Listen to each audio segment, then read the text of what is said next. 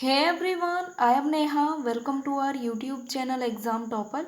सो guys, आज का हमारा टॉपिक है मौर्य राजवंश, जो कि बहुत इंपॉर्टेंट टॉपिक है आपके एग्जाम के लिए for NTPC, group D, SSC, CHSL, CGL, MTS, bank and other competitive exam. So इस टॉपिक से मैं यहाँ पर टॉप 35 क्वेश्चन लेकर आई हूँ, जो काफ़ी इंपॉर्टेंट रहेंगे आपके लिए। सो वीडियो लास्ट तक देखते रहिए। और एक क्वेश्चन होगा जिसका आंसर आप सभी को देना है कमेंट बॉक्स में। यदि वीडियो आप लोगों को अच्छी लगती है तो लाइक कीजिए, वीडियो को शेयर कीजिए और चैनल को सब्सक्राइब कीजिए। पीडीएफ यदि पाना चाहते हैं तो आप लोग हमारा टेलीग्राम चैनल ज्वाइन कर लीजिए, जिसकी लिंक वीडियो के डिस्क्रिप्शन में आपको मिल जाएगी। Exam topper. तो चलिए करती हूँ क्लास को स्टार्ट। और उससे पहले मैं आपको मौर्य राजवंश के बारे में थोड़ा बता देती हूँ। देखिए, जो चंद्रगुप्त मौर्य था, आप सभी जानते हैं मौर्य राजवंश की स्थापना किसने करी थी? तो चंद्रगुप्त मौर्य ने करी थी। तो चंद्रगुप्त मौर्य ने चाणक्य के साथ मिलकर, देखिए, जो अंतिम नंद शासक था घनानंद, उसको जो है युद्ध में हराकर तब जो है मौर्य वंश की नींव डाली थी।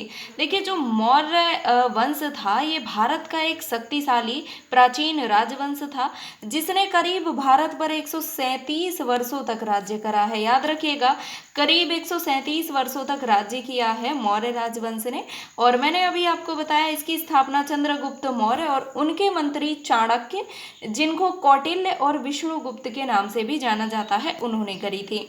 मौर्य राजवंश की राजधानी पाटलिपुत्र थी, जिसे हम वर्तमान में पटना के नाम से जानते हैं। मुद्रा क्या थी मौर्य राजवंश की? तो पण जो है मुद्रा थी। और मौर्य राजवंश की स्थापना 322 ईसा पूर्व में की गई थी। याद रखिएगा, 322 ईसा पूर्व में। ओके।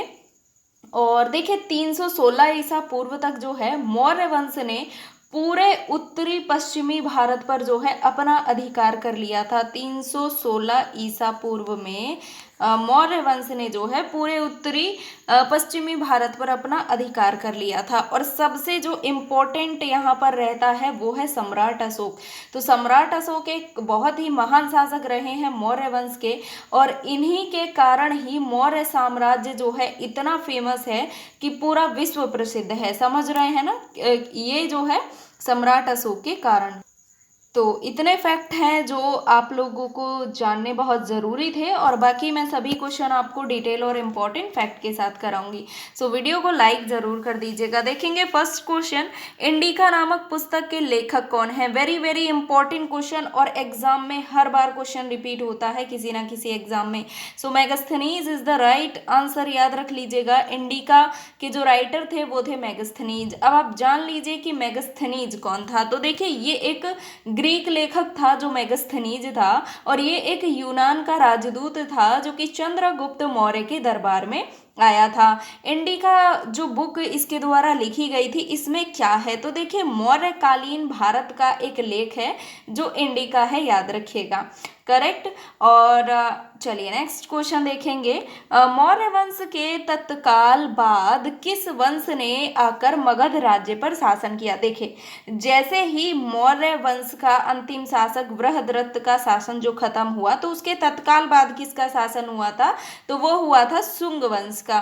करेक्ट आंसर क्या हो जाएगा? Option number B. शुंग वंश के संस्थापक कौन थे? तो पुष्यमित्र शुंग थे जो संस्थापक थे शुंग वंश के, जो कि एक ब्राह्मण थे। और ये एक शासकीय वंश था जिसने 112 वर्षों तक जो है उत्तर भारत पर शासन किया था। याद रखिएगा, 187 ईसा पूर्व से 75 ईसा पूर्व तक शुंग वंश ने उत्तर भारत पर शासन जो है किया था। और मैं पुष्यमित्र शुंग की यदि बात करूं तो इसने 36 वर्षों तक शासन किया था, जो कि शुंग वंश का प्रथम शासक था। और उसके बाद आया था अग्निमित्र। याद रखिएगा। नेक्स्ट है, कलिंग विजय के उपरांत अशोक महान ने निम्न में से किस धर्म को अपना लिया था? तो अशोक ने, देखिए, आप सभी जानते हैं, बौद्ध धर्म को अपनाया था कलिंग युद्ध के विजय के बाद। और ये जो है बौद्ध धर्म को क्यों अपनाया था अशोक ने? तो देखिए, इस युद्ध के जो परिणाम थे, जो रिजल्ट्स थे, वो काफ़ी ही विनाशकारी थे। तो इसीलिए शांति के लिए जो है सम्राट अशोक ने बौद्ध धर्म को अपना लिया था। याद रखिएगा। नेक्स्ट क्वेश्चन है, अशोक ने बौद्ध धर्म के प्रचार के लिए किसको श्रीलंका भेजा था? बहुत इंपॉर्टेंट क्वेश्चन है। तो देखिए, महेंद्र को भेजा था और संघमित्रा को, यानी ऑप्शन नंबर डी हो जाएगा करेक्ट आंसर, याद रखिएगा। और देखिए ये जो महेंद्र और संघमित्रा थे, जब ये श्रीलंका गए थे बौद्ध धर्म के प्रचार के लिए, तो ये अपने साथ जो है एक बोधि वृक्ष की टहनी लेकर गए थे, और ऐसा माना जाता है कि वो बोधि वृक्ष जो है आज भी श्रीलंका में लहलहा रहा है, ऐसा कहा जाता है। नेक्स्ट क्वेश्चन देखेंगे, निम्न में से अशोक का उत्तराधिकारी कौन था? वेरी इंपॉर्टेंट, तो कुणाल था देखिए अशोक का उत्तराधिकारी। कुणाल जो था ये अशोक का उत्तराधिकारी था, और इसका जो शासन था वो करीब 4 वर्षों तक रहा है। 232 ईसा पूर्व से 228 ईसा पूर्व तक इसने शासन किया था, याद रखिएगा। नेक्स्ट है, प्रसिद्ध सांची स्तंभ किसके समय में बना था?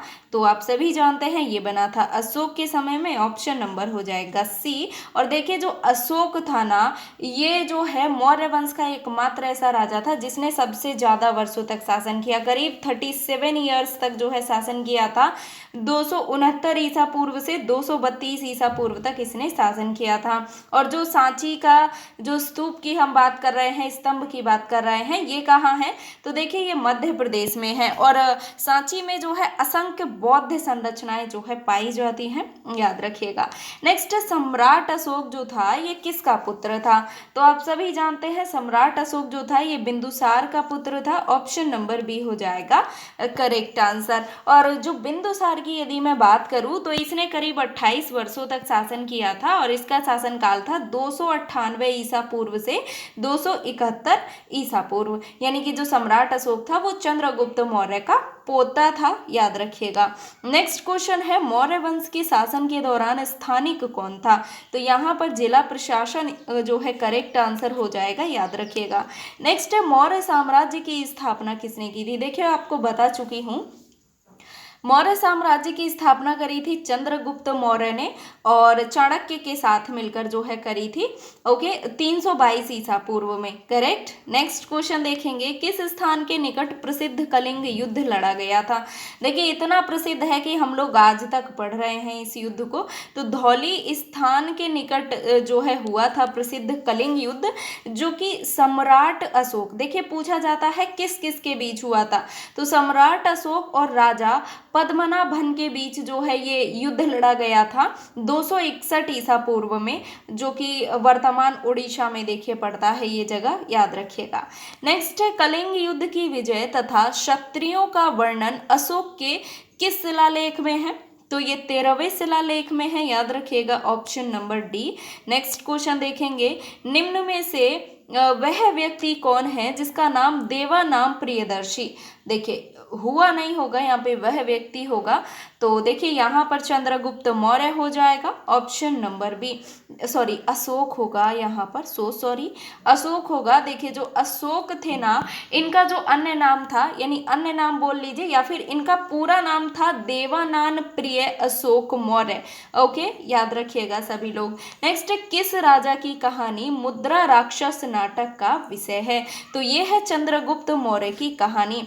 चंद्रगुप्त मौर्य की जो कहानी है वो मुद्रा राक्षस नाटक का विषय है, और मुद्रा राक्षस को किसके द्वारा लिखा गया था? तो विशाख दत्त के द्वारा लिखा गया था, याद रख लीजिएगा। यदि वीडियो अच्छी लग रही है तो प्लीज लाइक कर दीजिए वीडियो को। नेक्स्ट है, बिंदुसार के शासन के दौरान अशांति कहाँ थी? तो अशांति थी तक्षशिला में, याद रखिएगा, option number C. Next question है, निम्न अभिलेखों में से किसमें अशोक का नामोल्लेख हुआ है? तो देखिए जो गुर्जरा में है ना, उसमें जो है अशोक का नाम का जो है उल्लेख हुआ है। नेक्स्ट है, अशोक का समकालीन तुरमय कहाँ का राजा था? तो देखिए जो तुरमय राजा था ना, ये मिस्र का राजा था, जो कि अशोक का समकालीन था, याद रखिएगा। नेक्स्ट क्वेश्चन है, मौर्य काल के दौरान शिक्षा का सबसे प्रसिद्ध केंद्र निम्न में से कौन था? तो आप सभी जानते हैं तक्षशिला जो था ये विश्व प्रसिद्ध शिक्षा का केंद्र था, याद रखिएगा। शिक्षा का एक बहुत ही प्रमुख केंद्र था, और तक्षशिला विश्वविद्यालय विश्व के प्राचीनतम विश्वविद्यालयों में जो है शामिल है, याद रखिएगा। और यहाँ के आचार्य कौन थे? तो चाणक्य थे, करेक्ट। नेक्स्ट क्वेश्चन देखेंगे, अशोक ने किस बौद्ध साधु से प्रभावित होकर बौद्ध धर्म अपनाया था? तो देखिए उपगुप्त से प्रभावित होकर अशोक ने बौद्ध धर्म को अपनाया था। उपगुप्त कौन था? तो ये एक प्रसिद्ध बौद्ध भिक्षु था, याद रखिएगा। नेक्स्ट है, मौर्य साम्राज्य में प्रचलित मुद्रा का क्या नाम था? देखिए यदि आपको याद है तो मैंने स्टार्टिंग में ही बताया कि इनकी मुद्रा पण थी, जो इनकी करेंसी थी वो पण थी, याद रखिएगा। नेक्स्ट क्वेश्चन हम लोग देखेंगे, किसके शासनकाल में डायमेकस भारत में आया था? तो देखिए जो डायमेकस था ये बिंदुसार के शासनकाल में भारत आया था। डायमेकस कौन था? तो देखिए जो डायमेकस था ना, इसको सीरिया के शासक एंटियोकस प्रथम के द्वारा जो है बिंदुसार के दरबार में दूत बनाकर भेजा गया था। यानी कि ये सीरिया का एक दूत था, वहां के राजा के द्वारा बिंदुसार के दरबार में इसको भेजा गया था। और राजा कौन था? तो एंटियोकस प्रथम, करेक्ट। नेक्स्ट क्वेश्चन है, चाणक्य को और अन्य नाम, चाणक्य के अन्य नाम क्या है? तो मैं आपको देखिए बता चुकी हूँ, चाणक्य को विष्णुगुप्त और कौटिल्य के नाम से भी जाना जाता है। चाणक्य कौन थे? तो चंद्रगुप्त मौर्य के महामंत्री थे और तक्षशिला विश्वविद्यालय में आचार्य थे जो चाणक्य थे। नेक्स्ट क्वेश्चन है, अर्थशास्त्र की रचना किसने की थी? तो आप सभी जानते हैं कौटिल्य यानी कि चाणक्य ने करी थी अर्थशास्त्र की रचना, और उनके अर्थशास्त्र में राजनीतिक नीतियों को जो है बताया गया है।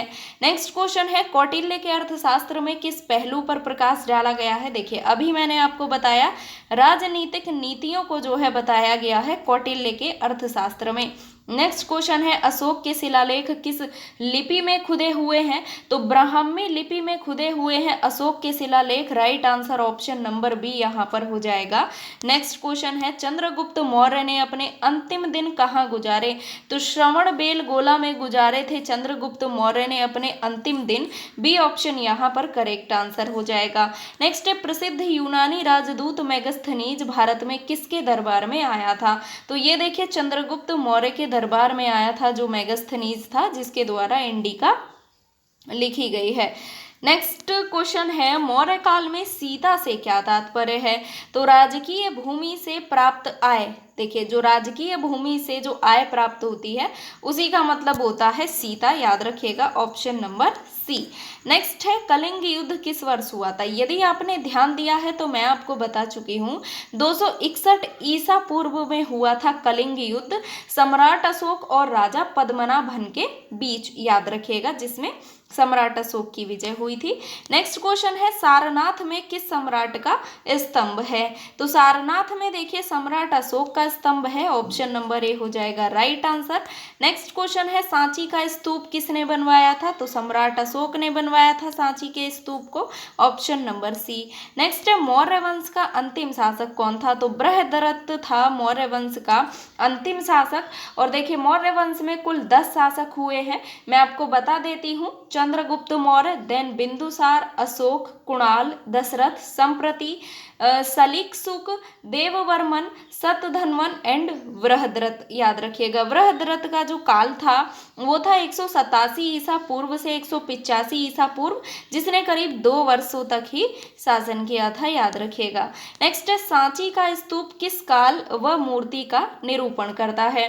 तो ये बौद्ध, याद रखिएगा, बौद्ध काल या बौद्ध मूर्ति का निरूपण करता है सांची का स्तूप। नेक्स्ट है, चाणक्य किसका प्रधानमंत्री था? तो आपको बता चुकी हूँ चंद्रगुप्त मौर्य का जो है मंत्री था या प्रधानमंत्री था चाणक्य। नेक्स्ट है, चंद्रगुप्त मौर्य का प्रसिद्ध गुरु चाणक्य निम्न में से किस विद्या केंद्र से संबंधित था? तो ये तक्षशिला से संबंधित था, याद रखिएगा, ऑप्शन नंबर ए वहां पर आचार्य था। Next and last question, Ashok के अभिलेख को सर्वप्रथम किसने पढ़ा था? तो जेम्स प्रिंसेप ने पढ़ा था अशोक के अभिलेख को सर्वप्रथम, ऑप्शन नंबर बी हो जाएगा राइट आंसर। और एक क्वेश्चन जिसका आंसर आप सभी को देना है कमेंट बॉक्स में। देखिए प्रसिद्ध सांची का स्तूप जिसका निर्माण करवाया था सम्राट अशोक ने, ये तो आप सभी जानते हैं, तो सीधा सीधा आंसर कीजिएगा कि सांची का जो स्तूप है वो भारत के किस राज्य में स्थित है। इसका आंसर आप सभी लोगों को करना है कमेंट बॉक्स में। और यदि आज की वीडियो अच्छी लगी है तो लाइक कीजिए, शेयर कीजिए और चैनल को सब्सक्राइब कीजिए, कोई लोग भी न्यू हैं। और टॉपिक मुझे सजेस्ट कीजिए, पीडीएफ यदि पाना चाहते हैं हमारा टेलीग्राम चैनल ज्वाइन कर लीजिए। मैं आपको मिलती हूँ नेक्स्ट क्लास में, तब तक के लिए take care, bye bye, thank you.